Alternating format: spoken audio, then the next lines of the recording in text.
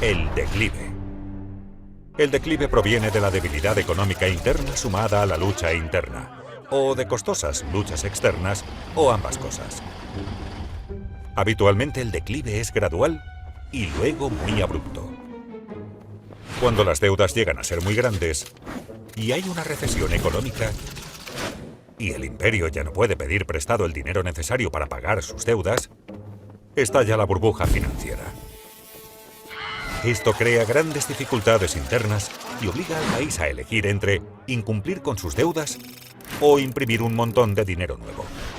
Siempre opta por imprimir un montón de dinero nuevo. Al principio gradualmente y finalmente en forma masiva. Eso hace perder valor a la moneda y aumenta la inflación. Para los neerlandeses esta fue la crisis financiera provocada por los excesos financieros y el financiamiento de la Cuarta Guerra Anglo-Neerlandesa. Análogamente para los británicos, fue pagar por sus excesos financieros y por sus deudas de las dos guerras mundiales. Y para Estados Unidos han sido 3 ciclos de bonanza financiados por deuda y crisis desde la década de 1990, con el Banco Central interviniendo cada vez con medidas más fuertes.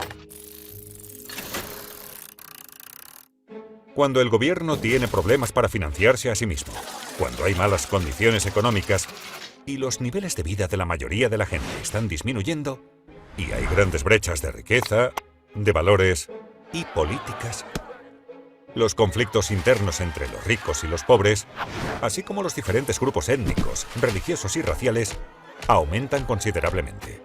Esto conduce al extremismo político que se manifiesta como populismo, de izquierda o de derecha. Los de izquierda buscan redistribuir la riqueza, mientras que los de derecha buscan mantener la riqueza en manos de los ricos. En esos tiempos es habitual que los impuestos a los ricos aumenten. Y cuando los ricos temen que se les vaya a quitar su riqueza y bienestar, se trasladan a lugares, activos y divisas en los que se sienten más seguros. Estos flujos salientes reducen los ingresos fiscales del imperio, conduciendo a un proceso clásico de ahuecamiento que se refuerza a sí mismo. Cuando la fuga de riqueza se torna lo suficientemente grave, los gobiernos la proscriben. Los que buscan salir comienzan a entrar en pánico. Estas condiciones turbulentas socavan la productividad, lo cual reduce la torta económica y causa más conflictos sobre cómo dividir los recursos en disminución. Los líderes populistas emergen de ambas partes y se comprometen a tomar el control y poner orden. Ahí es cuando la democracia se enfrenta a su máximo desafío, ya que no logra controlar la anarquía y es cuando más probable es el paso a un líder populista fuerte que pondrá orden en el caos. A medida que el conflicto dentro del país se intensifica, conduce a alguna forma de revolución o guerra civil para redistribuir la riqueza y forzar los grandes cambios necesarios. Esto puede ser pacífico, manteniendo el orden existente, pero más a menudo es violento y cambia el orden. Por ejemplo, la revolución de Roosevelt para redistribuir la riqueza fue relativamente pacífica y mantuvo el orden interno existente. Mientras que la Revolución Francesa, la Revolución Rusa y la Revolución China fueron mucho más violentas y condujeron a nuevos órdenes internos. Este conflicto interno debilita al imperio y lo torna vulnerable a los rivales externos en ascenso, quienes al ver esta debilidad interna están más inclinados a plantear un desafío. Esto aumenta el riesgo de un gran conflicto internacional, en particular si el rival ha construido una fuerza militar comparable.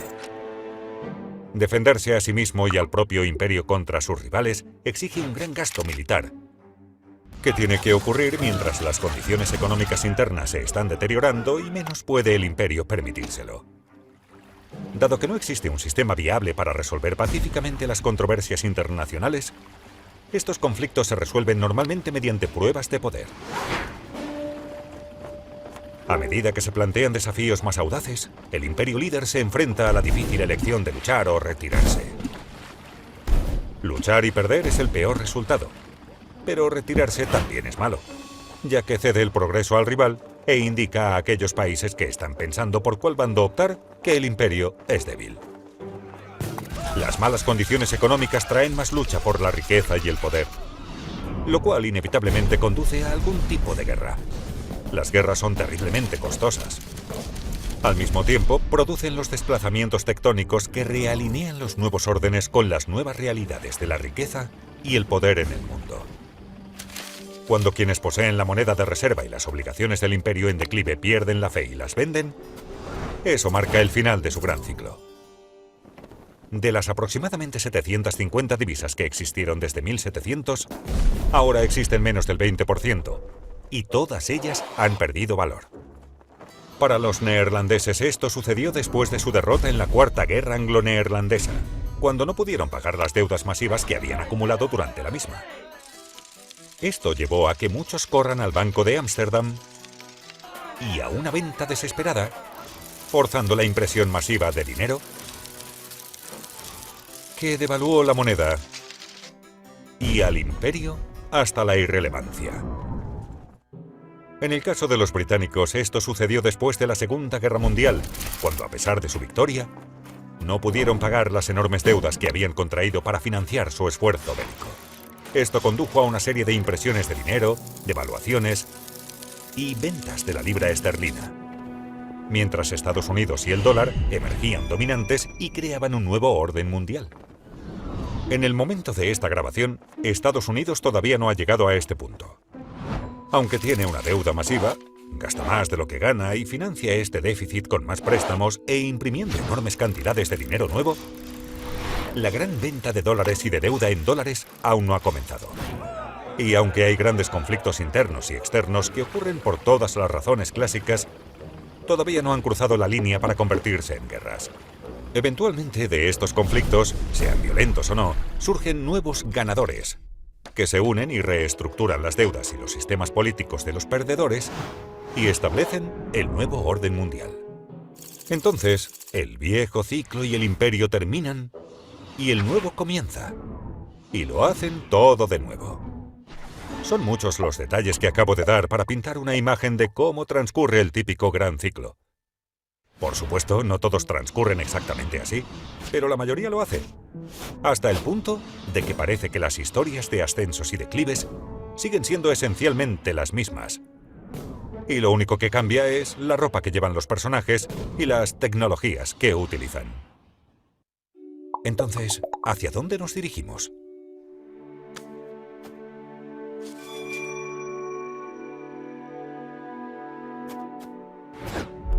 El futuro.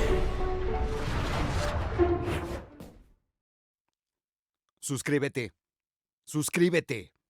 Suscríbete.